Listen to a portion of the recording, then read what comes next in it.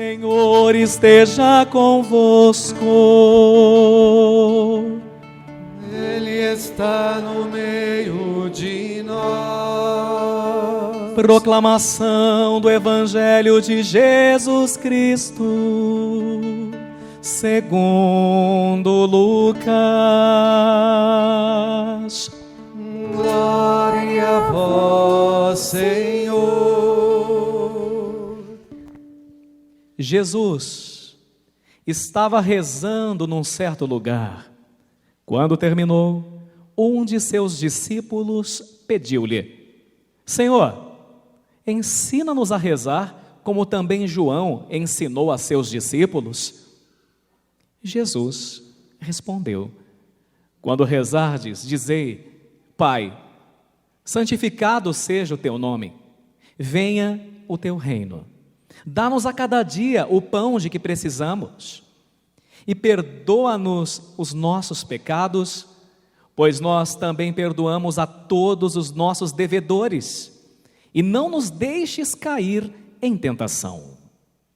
E Jesus acrescentou: Se um de vós tiver um amigo e for procurá-lo à meia-noite e lhe disser: Amigo, empresta-me 3 pães, porque um amigo meu chegou de viagem e nada tenho para lhe oferecer. E se o outro responder lá de dentro: Não me incomoda, já tranquei a porta e meus filhos e eu já estamos deitados, não me posso levantar para te dar os pães. Eu vos declaro, mesmo que o outro não se levante para dá-los porque é seu amigo, vai levantar-se ao menos por causa da impertinência dele, ele dará quanto for necessário. Portanto, eu vos digo: pedi e recebereis, procurai e encontrareis, batei e vos será aberto. Pois quem pede, recebe, quem procura, encontra, e para quem bate, se abrirá. Será que algum de vós que é pai, se o filho pedir um peixe, lhe dará uma cobra? Ou ainda, se pedir um ovo, lhe dará um escorpião? Ora, se vós que sois maus, sabeis dar coisas boas aos vossos filhos, quanto mais o Pai do céu dará o Espírito Santo aos que o pedirem. Palavra da salvação.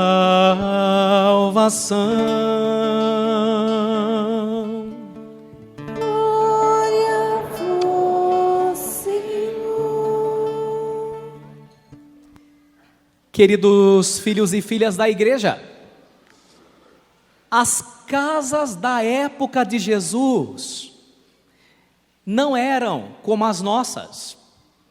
A maioria das casas brasileiras é composta de sala, onde recebemos as pessoas, e onde geralmente tem um trono, em alguns casos, para a TV que reina no centro, não é? Deveria ter o quadro do Sagrado Coração do Imaculado em toda a casa de bom católico. Se não tem, providencia. E uma cozinha. E as pessoas que vão nos visitar, geralmente nós as levamos ou na sala, ou na cozinha, ou nesses 2 ambientes. As casas da época de Jesus não tinham muitos cômodos, como as casas de hoje. As pessoas, em sua maioria, dedicavam-se à lavoura, à plantação, e elas geralmente iam para casa mais para as refeições e mais para dormir. Também não havia quartos como nós conhecemos. Em famílias numerosas, tem o quarto lá do Zezinho, do Guinho, do Luizinho, né? Mas naquela época, as pessoas, as famílias eram numerosas e as casas bem pequeninas. Então, na hora do sono, na hora de dormir, veja bem, uma família numerosa, porque o bom judeu leva a sério o crescei e multiplicai-vos. Diferente do ocidental, né? Nós corremos um grande risco de no futuro sermos engolidos pelos muçulmanos, porque nós não queremos mais ter filhos E eles estão tendo quantos filhos Deus lhes dá, não é? É uma coisa a se pensar, senão lá na frente o Ocidente ainda vai chorar, não é? Mas isso é só um parêntese. Então os judeus tinham famílias numerosas, casa pequena, e quando chegava a noite, a família era toda distribuída, por assim dizer, pelo chão de uma grande sala que servia de dormitório ou de quarto. Também não havia cama com os 4 pés, como nós estamos acostumados. As pessoas dormiam em esteiras, muito semelhantes ao carpete que está aqui decorando o presbitério do Senhor. Mais ou menos assim. O casal botava 2 esteiras. E a criançada, como já disse, numerosa, como numa escadinha, do menor para o maior, até os 18, os que tinha poucos meses até os 18, eram colocadas um do ladinho do outro, do jeito que dava. Então, eu estou explicando isso, senão nós não vamos entender o que Jesus está querendo falar para nós no final de semana, né? A gente pensa na nossa casa. Então, veja bem, a casa era assim, uma sala grande com todo mundo deitado em esteira. Quem tem mais de 2 ou 3 filhos, acredito eu, que sofre para convencer a molecada a dormir, né? Você tem que fazer das tripas coração para que todo mundo durma na hora certa. Imagine você colocar de 7 a 13 filhos, ou 14, que era uma família judaica, para dormir, cada qual numa idade. Quando finalmente o pai cansado da lavoura e a mãe cansada de fazer comida, conseguia botar todos para dormir, lembrem-se que ainda Thomas Edison não tinha nascido e não tinha sido inventada a famosa lâmpada elétrica. Então apagava-se o azeite, a lâmpada de azeite, e a casa ficava literalmente um breu, pois também não havia postes de iluminação. E aí então reinava a paz. E lá, pela meia-noite, em torno de meia-noite, mais tardar 1 hora, chegava uma visita inoportuna e indesejada. Qualquer batidinha na porta já acordava a criançada toda, pensando que era assombração ou ladrão. Mas chega um rapaz dando pancada na porta, dizendo que ele precisa urgentemente de pão. E o rapaz ainda é exigente, ele não quer só um pão, ele quer quantos mesmo? 3. Também não tinha padaria, não é? Então o pai da família, ouvindo aqueles golpes, o bebê chorando, o outro gritando, o gato miau, o cachorro uau uau e o pintinho piu, naquele contexto o pai, já vendo todo mundo nervoso, aquele homem dando pancada na porta, e não tinha farol, não tinha querosene, então ele tinha 2 opções. Opção A: ou ele acordava a casa inteira e botava todo mundo de pé para acender uma luz e procurar pão, ou ele saía pelo escuro para mandar o homem ficar quieto, pisava na cabeça de um e pisava no estômago de outro e matava metade da família pisoteada. Entende bem a cena? Era esta a cena do evangelho de hoje. E é por isso que nosso Senhor Jesus Cristo, que morou em Nazaré, acostumado com esta cena, ele conta isso que era uma coisa comum na época dele, na cidade dele, para explicar para nós sobre como deve ser a nossa oração. Porque aquela noite, aquela madrugada, foi um verdadeiro incômodo, e eu não sei que hora aquela criançada foi dormir. E no outro dia, 4, 5 da manhã, tinha que ir para a roça. Ele foi por demais inoportuno, tendo que acordar a casa inteira. Mas Jesus escolheu uma das situações mais constrangedoras da época dele, para nos dizer que a nossa oração nunca incomoda o nosso Pai que é Deus, e que nunca devemos ter vergonha de estar incomodando a Deus com um pedido que talvez você faça há mais de 10 anos e que ainda não veio. Essa semana, aqui na paróquia, nós devemos ter atendido umas 100 pessoas, por aí, de 80 a 100 que vão ser crismadas amanhã. E conversando com um, conversando com outro, e sobretudo com algumas mulheres, algumas me disseram: padre, eu peço tanto para Deus essa graça X, né? E eu já estou assim meio sem graça, porque já faz 5 anos que eu estou pedindo. Eu disse: continua. O máximo que você vai ganhar de Deus é um não cheio de misericórdia, é um não cheio de amor.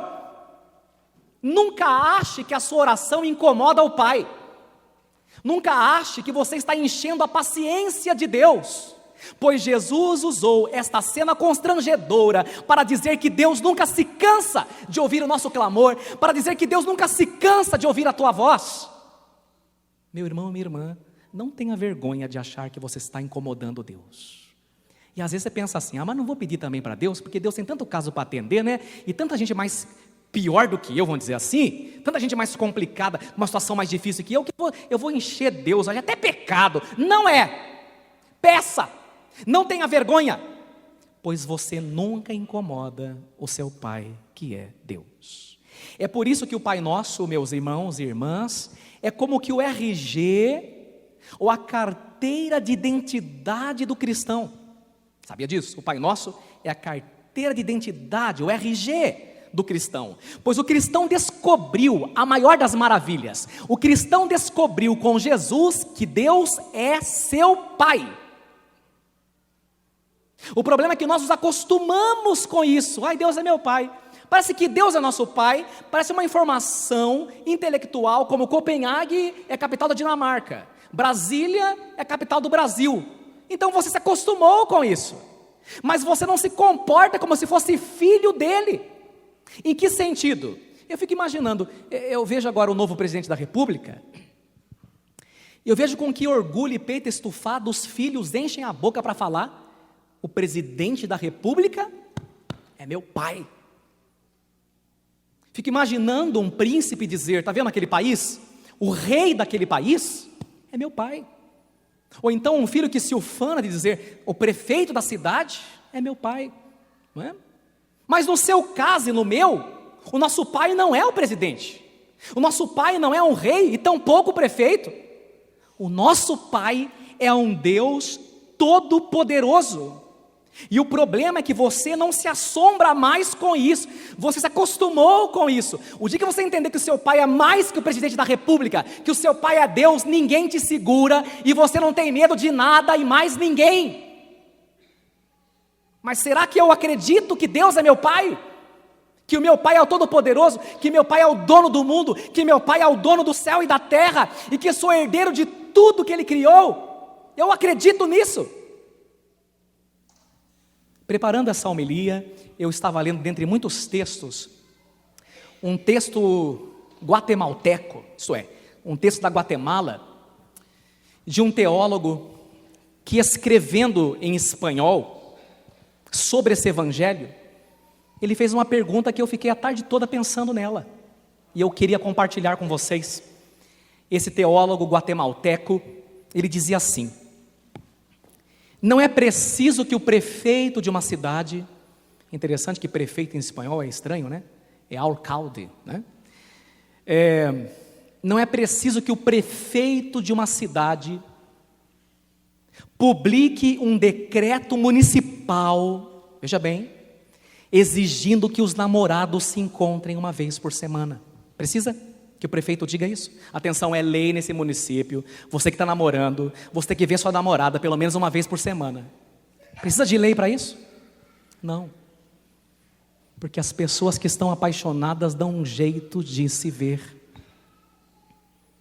O problema é que muitos precisam que ir à missa do final de semana seja mandamento para que ele cumpra.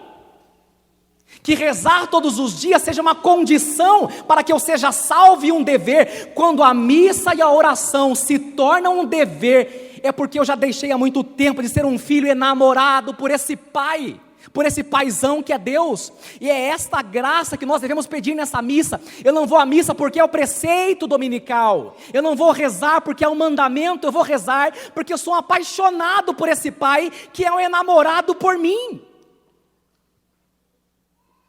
Se o seu namorado para te ver precisa de cobrança, pula desse Titanic, porque ele não gosta de você. Não é verdade? Sabe que precisa de lei para que marido e mulher se beijem uma vez por semana? Precisa de um decreto, atenção? Não, porque é óbvio. O amor não está na esfera do dever. Quando você tem que começar a fazer uma coisa por dever, já faz tempo que você não ama mais essa pessoa que está do seu lado. Porque senão você atravessa o continente para visitá-la, você atravessa o continente para vê-la. Somos filhos enamorados pelo Pai? Ou ainda oração e missa para mim são um dever? Na primeira leitura, se Abraão não tivesse sido vencido pela vergonha e insistisse um pouquinho mais, talvez ele teria salvo 2 pessoas com a sua oração de intercessão. Para quem não sabe, Sodoma e Gomorra hoje é um mar morto, onde não há uma planta, onde não há vida. Eu estive lá 2 vezes, por presente de Deus, peguei na minha mão, colocando a mão na terra, eu peguei sal e enxofre na minha mão, e tive que soltar rápido, senão me queimaria, por causa do sol. É o lugar mais baixo da face da terra, e aquilo virou aquilo que é hoje, porque se Abraão tivesse insistido um pouquinho mais e perdido a timidez, ele teria salvo ainda aquelas 2 cidades, Sodoma e Gomorra. O que aprender disso? Não tenha vergonha de se dirigir a seu pai, porque filho não tem que ter vergonha do pai. E atenção, ore até alguma coisa acontecer. Grava isso. Se você gravar da homilia inteira hoje, sair para sua casa, durante a semana você sair só com essa frase, você já deixou Jesus e o Padre contentes. Ore até quando eu devo rezar? Ore até alguma coisa acontecer. Não aconteceu nada ainda sobre o que você pediu, você ore 10, ore 20, ore 30 anos, mas não pare de orar. O problema é que nós paramos rápido demais.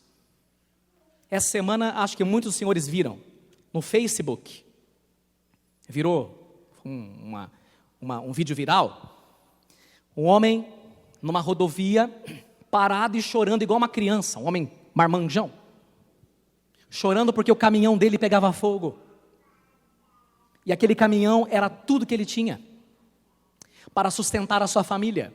Ele não tinha mais nada, senão aquele caminhão, e agora, o único bem que era arrimo da casa dele, pegava fogo diante dos seus olhos. Isso está filmado na internet. E aquele homem começa a chorar, e aí um outro, porque hoje em dia a turma vê desgraça e começa a filmar. Um outro pegou, achou interessante, começou a filmar o caminhão pegando fogo. Olha lá, vejam, estou transmitindo essa live. A desgraça alheia, ao vivo. E aquele homem chorando, e o que estava filmando até estava achando engraçado o outro chorando, porque se você não percebeu ainda, o endereço mais difícil é o lugar do outro. O endereço mais difícil é o lugar do outro. Colocar-se no lugar do outro, gente, isso é para poucos. Isso Jesus sabe. E aí, aquele homem numa inocência, numa ingenuidade, numa fé, e ao mesmo tempo no desespero, olha só, ele começa a pedir a Deus, estando o tempo aberto, que chovesse. Olha que ousadia. Talvez eu, padre, não teria essa fé. Senhor, faz chover. E o outro dá até risada. E não havia previsão de chuva, o tempo estava aberto, sol a pino. E para surpresa do que filmava, pingos começam a nublar a lente do celular. E começa a chover. E o cara que está filmando fala, gente, está chovendo. Assustado.